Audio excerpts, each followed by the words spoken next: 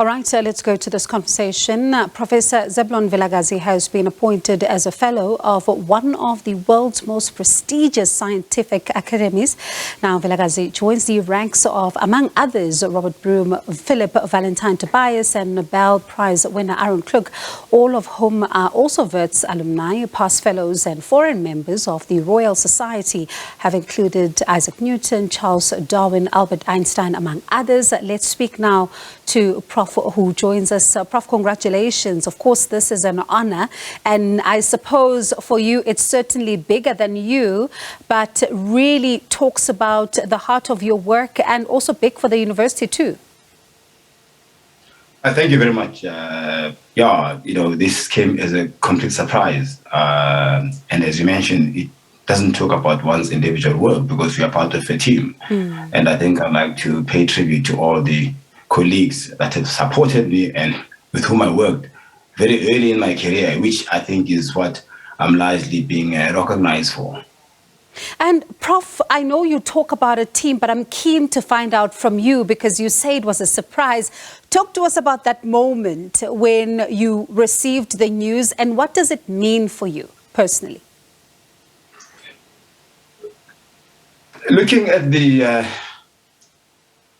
stars and the company that I find myself in within South Africa, some of them, leading scholars in the world that we have in South Africa are part of the Academy of Science of this Royal Society, and let alone those that you've mentioned.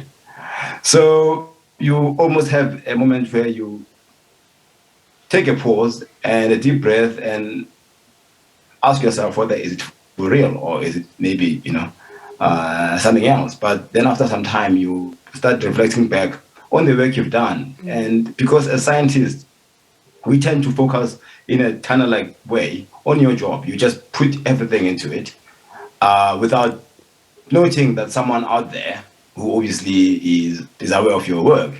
And then when you get that odd call in the middle of nowhere and someone says, well, we are considering nominating you for this fellowship, and you say, but are you talking to the right person? They said, no, well, we know about your work that you've done in your early career, and it's recognized for what it achieved. And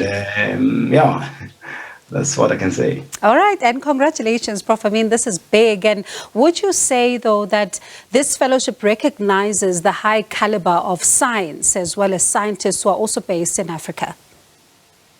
Indeed. I mean, just a brief about what I did is I came back to South Africa after spending a few years in Geneva at CERN, the laboratory where the Large Hadron Collider is located, which is where effectively I spent many years developing my career.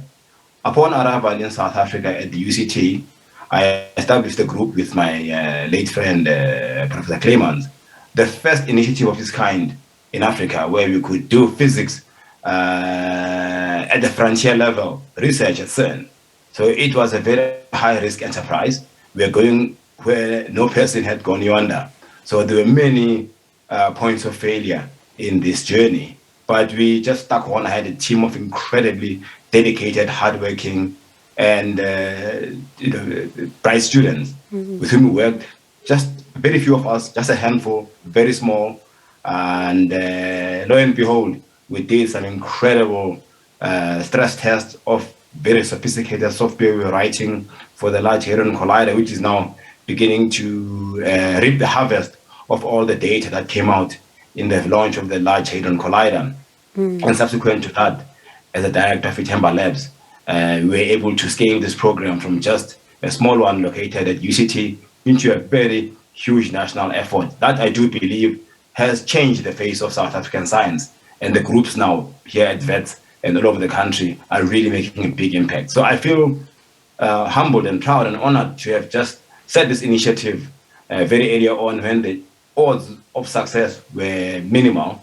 And with the limited resources we had at the time, we were able to contribute a little to this very giant enterprise. The Large Hadron Collider is as complex as the moon missions of the 1960s when they landed men on the moon. So to have been part of that is really something that I'm privileged and honored to have been given the opportunity to.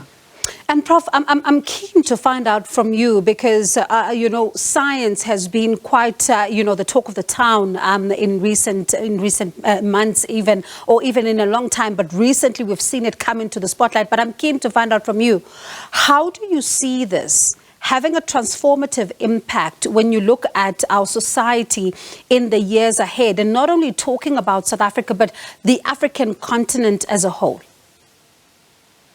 You know, in South Africa, there are 6 fellows of the Royal Society.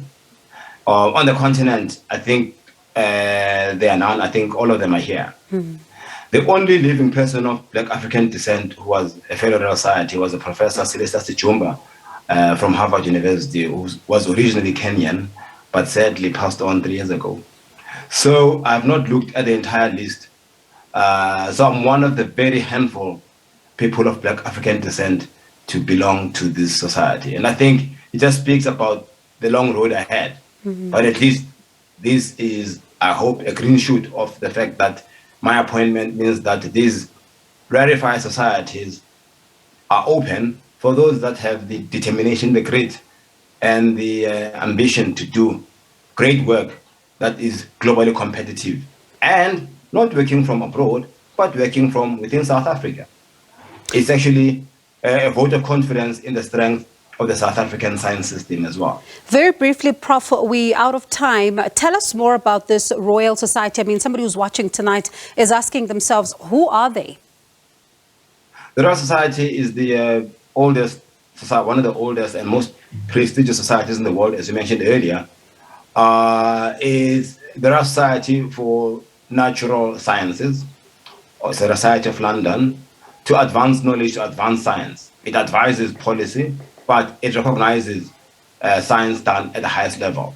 Some of the fellows of the society include Isaac Newton, Albert Einstein, Stephen Hawking, Phillip Tobias here, and many other Nobel-Prize winners, and also people who have gone on in life to enlighten society about science, who want to encourage the culture of science to permeate society. Because I do believe that science is a force for good society in enlightening a society from superstition to reason, and from reason to thinking carefully about how to solve complex problems.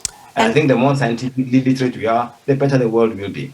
And there's never been a time like the present, Prof, as you say, that really science needs to be taken into account. But you've got every reason to be proud. So congratulations to you. And thank you so much for joining us this evening. That was Professor Zeblon Vilakazi. He's the Wits University Vice Chancellor and the newly appointed fellow at the Royal Society. Really wishing him everything of the best.